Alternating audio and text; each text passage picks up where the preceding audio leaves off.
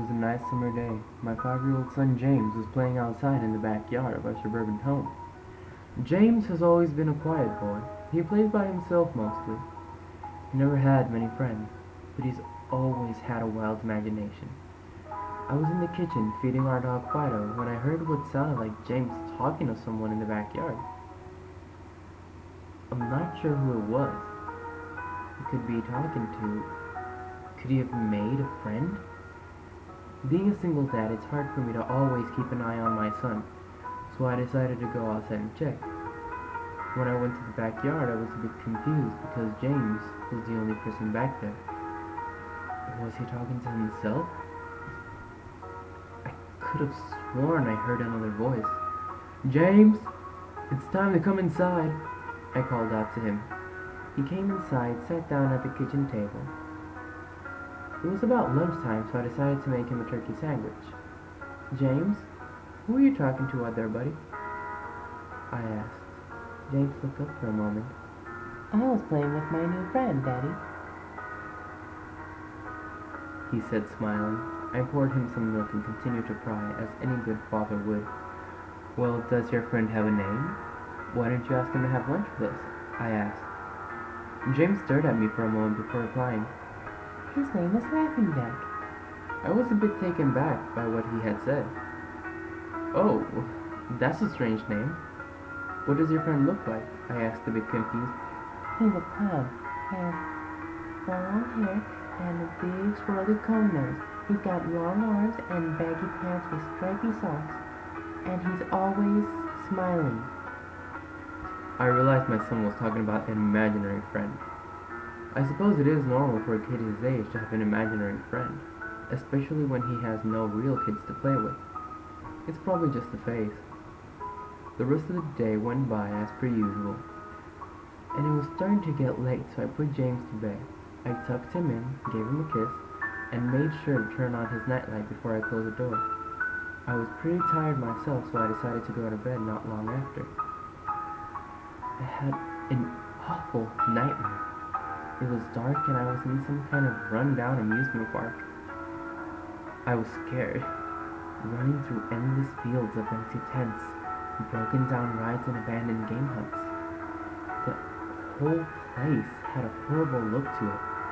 Everything was black and white, surprised stuffed animals all hung from nooses in the game huts, all with sick grins stitched over their faces. It felt like the whole park was welcoming me, even though there wasn't another living thing in sight. Then suddenly, I began to hear music playing. The sound of Pop Goes the Weasle being played on Squeezebox echoed through the whole park. It was hypnotizing. I followed its tune to the circus tent, almost in a trance. Unable to stop my legs from moving forwards, it was pitch black. The only light came from a single spotlight. And then I found myself singing along. Around the mulberry bush, the monkey chased the weasel. The monkey thought 'twas all in fun. The music stopped right before its climax. All of a sudden, these lights just shone on. The intensity of the lights was practically blinding. All I could see was a small, dark silhouette shuffle towards me. Then another one, another, and another. There were dozens of them, all coming towards me. I couldn't move. My legs were frozen. All I could do was watch as the haunting figures drew near. As they got closer, I could see they were children. As I looked at each one, I noticed they were horribly disfigured and mutilated. Some had cuts all over their bodies, others were severely burnt, and others were missing limbs, even eyes. The children enveloped me, clawing at my flesh, dragging me to the ground and tearing me inside. As the children tore me apart and I faded, all I could hear was the laughter. The horrible, awful, evil laughter.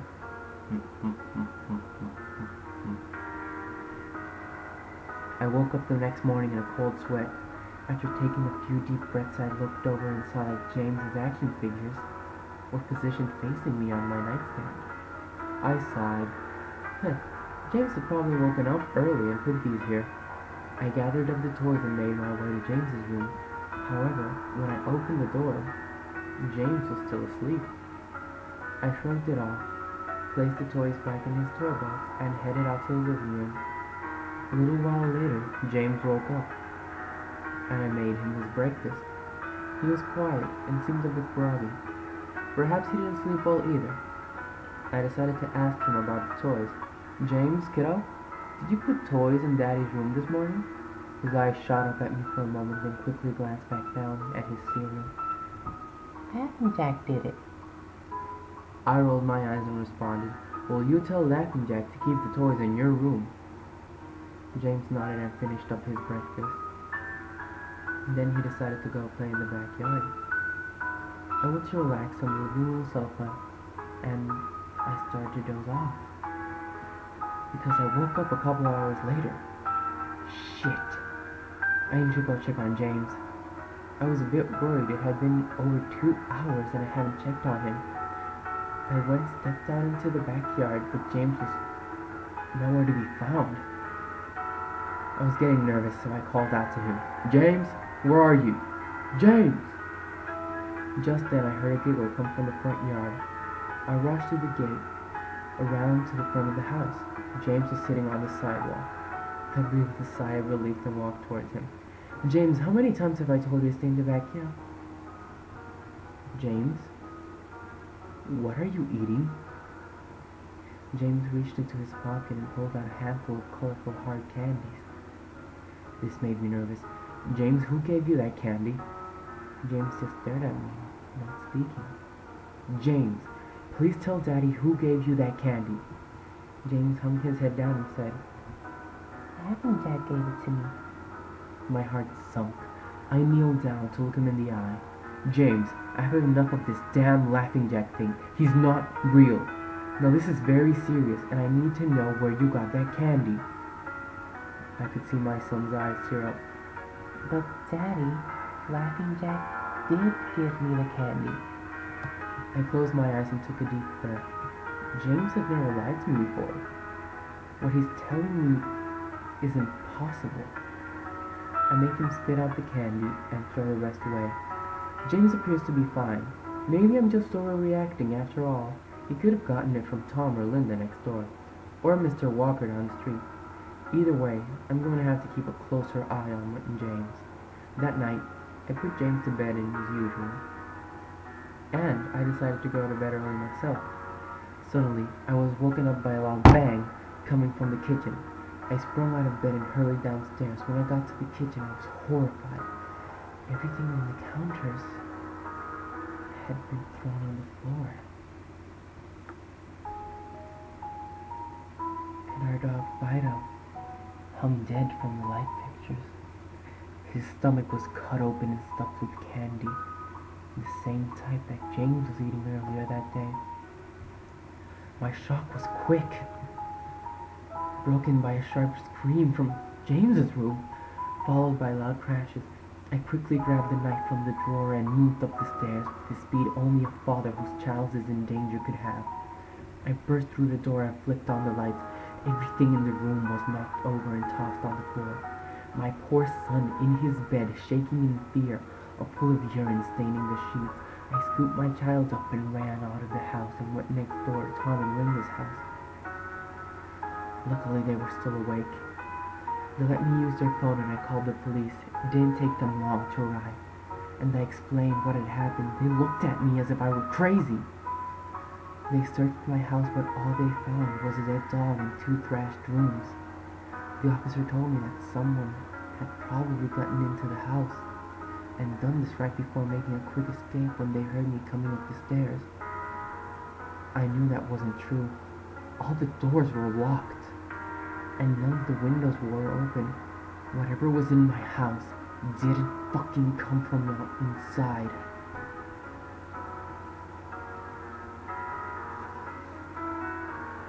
Next day, James stayed inside. I didn't want him to leave my sight. I went into the garage and found his old baby monitor and set it up in his room. If anything comes into his room tonight, I was going to be able to hear it. I went into the kitchen, grabbed the largest knife from the drawer, and put it on my nightstand. Imaginary friend or not, I'm not letting anything hurt my son. Soon enough, night came. I put James to bed. He was afraid, but I promised that I wasn't going to let anything happen to him. I tucked him in, gave him a kiss on the forehead, and turned on the light. Before closing the door, I whispered to him, "Good night, James. I love you."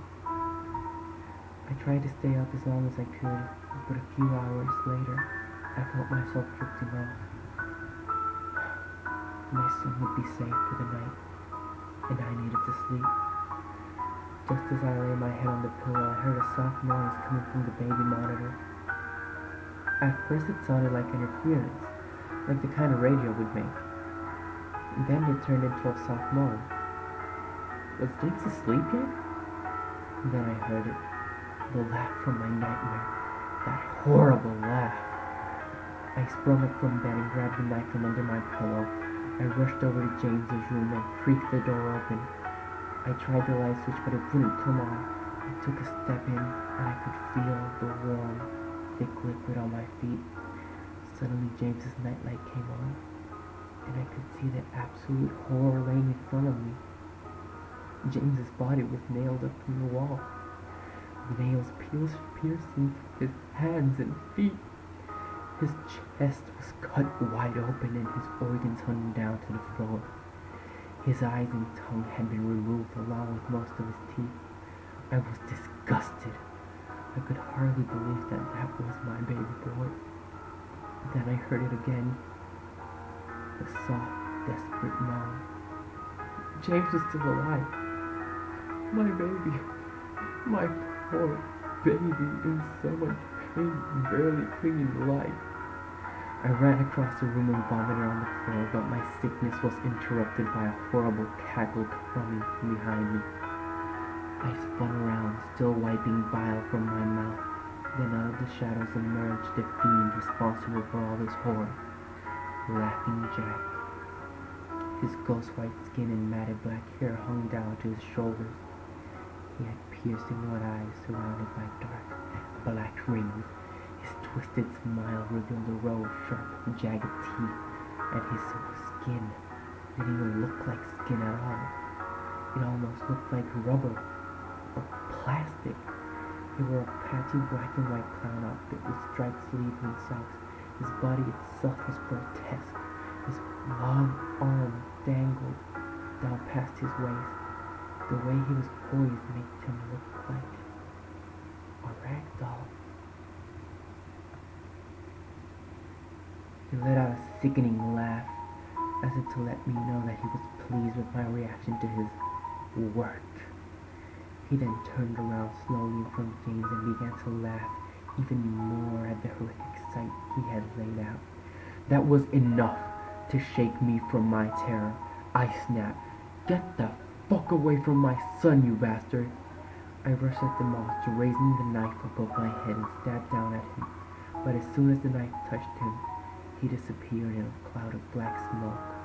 The knife passed right through him, and piercing James' still beating heart, splashing the warm blood on my face. No! What have I done? My baby! I killed my baby! I immediately fell to my knees and I could hear sirens in the distance growing louder. My boy, my sweet, sweet boy. I promised Daddy would protect you, but I failed. I'm sorry, James. I'm so sorry. Police soon arrived to find me in front of my son, still wielding the knife covered in my baby's blood. The trial was short. Insanity. I was placed in the Philadelphia house for the criminally insane, where I've been for the past 2 months. It's not so bad here. The only reason I'm awake now is because someone is playing Cockroach the Weasle outside my window. I'll have the orderlies take a look at it in the morning.